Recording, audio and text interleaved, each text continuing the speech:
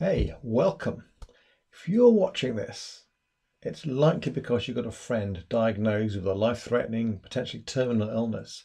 And what I'm going to cover is how to support your friend without being weird about it. Now, here's the thing. Do not feel helpless because you are not. You might be thinking, what can I do? And the short answer is more than you think. And here's why.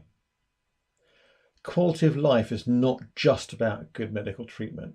Quality of life is about what's going on up here, and that you can help with. What we're going to do is do a few do's and don'ts, and then we'll go through each one of them in a bit more detail. So we'll start off with some don'ts. So don't number one, hopefully obvious, but let's say, I know how you must be feeling, because you don't know how they're feeling. Now another one, do not say, just be more positive. We'll come back to this. That's pretty toxic. Now, never start a sentence with the phrase, at least. If you catch yourself saying at least, you should probably stop while you're ahead. We'll come back to it again. And do not go on about how sorry you are.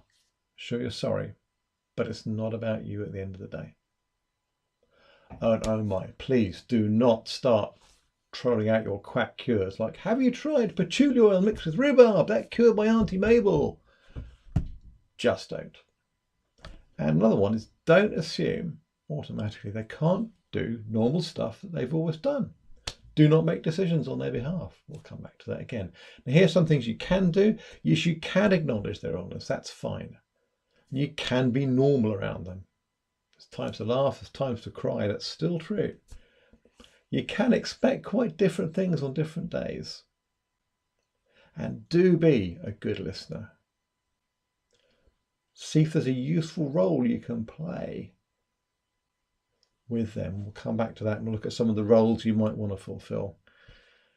And finally, it's an opportunity for you to deal with your own issues about death. Maybe you're very comfortable with it, maybe you're at peace with that idea, and maybe this thinking about death is something you really haven't done and aren't comfortable with, but it's an opportunity for you to deal with it better yourself. So now let's go back and deal with these in more detail, shall we? I thought I'd start with an easy one.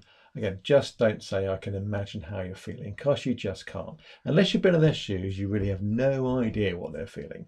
For one thing, they probably feel different things on different days. Now, what you can do is be aware of what they might be feeling. And if you know what to expect, it'll likely make things a little easier for you to engage. And here's a few common ones. Angry. People get angry if they get terminally ill or very, very sick, because life doesn't seem fair. And it isn't, frankly. And possibly they've tried their best to live a healthy life and it hasn't paid off. So that's a pretty common one. Guilt. There's another one. Sometimes people have known already they haven't chosen a healthy lifestyle, and what's happened to them might be their fault. So hard not to feel guilty about that for yourself. Worry and fear.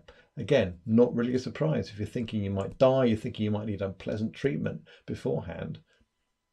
Being worried, being afraid is pretty natural. And one you might not think of is numbness. Kind of sort of the opposite of feeling stuff. It's what psychologists call hypoarousal. It's when the mind seems to protect itself by kind of shutting down and withdrawing emotionally. Again, that's quite common. And grief and loss. Anticipation really of things they perhaps won't get to do. Now, if there's a very obvious emotion coming up, you might be able to gently normalize it for them with something like this. Like I was saying, as far as I know, it's not unusual to feel that way, but I would be careful with that one. I would be a little bit careful. But again, if you're understanding the type of emotions that are going to come up, you'll be able to roll with it a bit easier. Okay, next one. Please don't go on about how sorry you are. It just brings everyone down. Now, I know when you see someone, it seems an obvious thing to say. And what else do you say? Well, first, yes, it is good to acknowledge their illness. It's okay to inquire how you are, how they are. You could try. Hey, I heard your news and I wish things were different. If you say it that way, rather than saying I'm sorry, it's kind of more about them than about you. And here's another one you can use. You can say, how are you today? Yep, you don't want to ignore the fact they're really ill, but the today on the end is really important. If you say, how are you? Well, duh, I'm dying. But if you say, how are you today? It's about what's going on at the moment. And I've used this consistently when I've met patients in hospice. And usually people engage very positively with it. So that's a good one you can go with pretty easily. Okay, moving on. Don't go in, please, and say, you've got to be positive and fight this. Doctors sometimes say this too, but it's pretty hard to find any solid research evidence that positivity gives you a better medical outcome. What can happen if the person believes that positivity is required to get better and they're not feeling it, and they get even more anxious and worried because they're not being positive, they're making themselves worse. Now that is not what we are looking for here. Closely related to that is the idea of putting a positive spin on things. So if you find yourself starting a sentence with the words at least, then give yourself a slap and stop that. Leads to things like, oh, it's really bad. At least you've got your partner to support you. At least you're in a better situation than my other friend that had this other thing. At least you've got a great medical team. Might be true. Genuinely not helpful. Seriously, if you're thinking of starting a sentence with the words at least, just don't. Now, there are tools, if you like, that can help your friend's state of mind. If you look on my website, it's unfinishedbusiness.life. You can find some resources to get started with that. For example, a technique to help you drop an anchor when you're in an emotional storm. And I'll put a link to that underneath the video. You can see that. And there's plenty to go at here, but it's not simply trying to be positive, which is positively unhelpful. What you can usually do is be a good listener.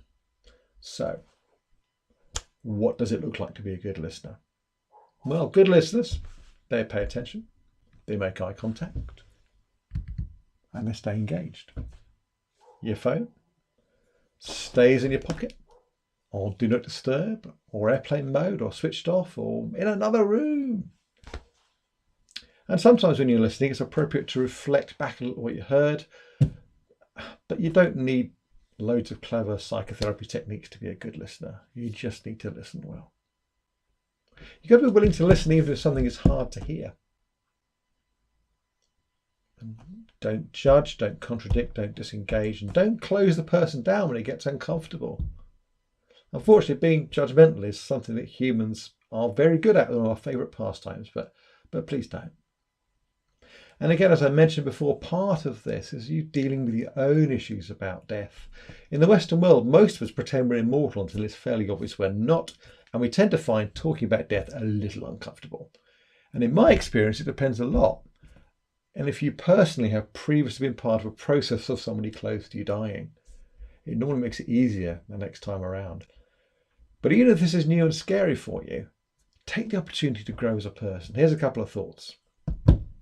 Death really is about the only certainty in life. So man up a bit, woman up a bit, and get used to the idea. Now here's one which psychologically seems to just stay with us, but it's utterly not true. And that is, talking about dying does not make it any more likely to happen.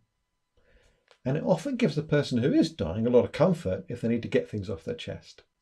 And it may not be relevant yet, but at some point with your friend it may be. Is that anyone involved with the process will tell you that dying itself is usually nowhere near as bad as people think it's going to be. Yes, it might be messy, but it can be a peaceful and a really profound experience. So even if the D word scares you, look outside yourself, and if your friend needs to talk, take the growth opportunity and go with it. So, being a good listener, let's keep going. Good listeners are happy with space or silence in the conversation. And sometimes people need a bit of this.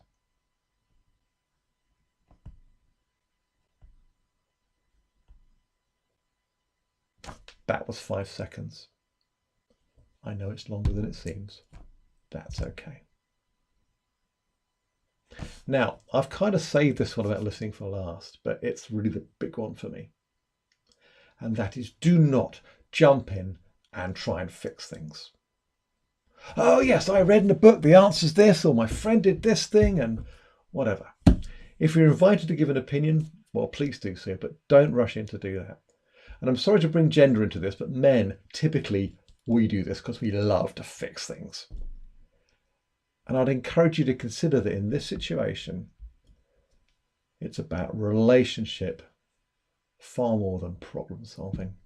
And part of this, of course, is finding internet secret cures for life-threatening diseases. I've got news for you. There is no great medical conspiracy to cover up the cure for cancer, or anything else for that matter. Curing cancer, let's take that as an example, is a long, hard road. There are over 200 different types of cancer, and individuals react differently to therapies. Most of the people on the front line in this field, oncologists, researchers, are smart, dedicated professionals who explore all viable options. Yes, of course, pharmaceutical companies are chasing profit. And yes, I'm sure some drugs are overpriced, but that doesn't change the basic premise. There is no secret, lovely cure-all hiding somewhere that's being suppressed. Yeah, do explore medical options with your friend if it's appropriate, but don't play the expert, please. Right, okay, that was listening, contributing. Here's another one.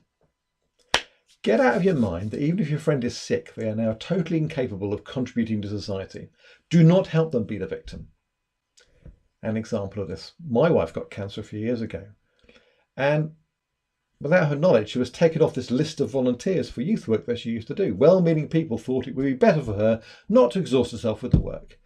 The only problem was they had forgotten to check with her first, and I have rarely seen her so angry that others thought it right to take away her fun and her contribution. It's not your job to decide what's best for your friend.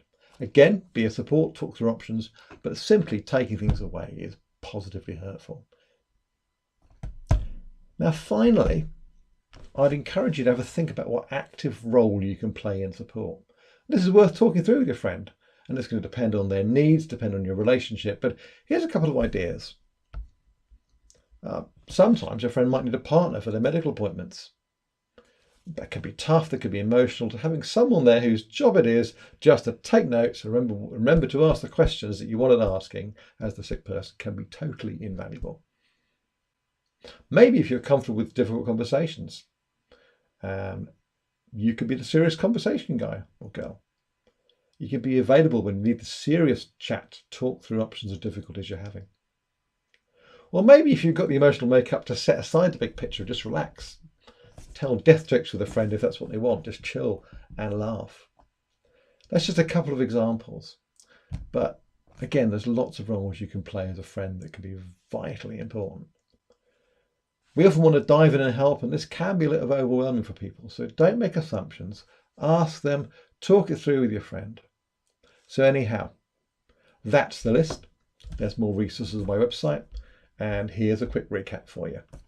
Don't say I know how you're feeling. Don't say you should be more positive and go on about how sorry you are. And do resist the temptation to introduce the secret cure. But acknowledge their illness. Be normal about them.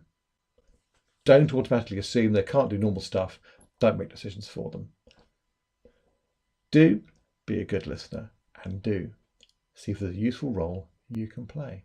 That's it. So don't underestimate your potential impact on your friends' quality of life.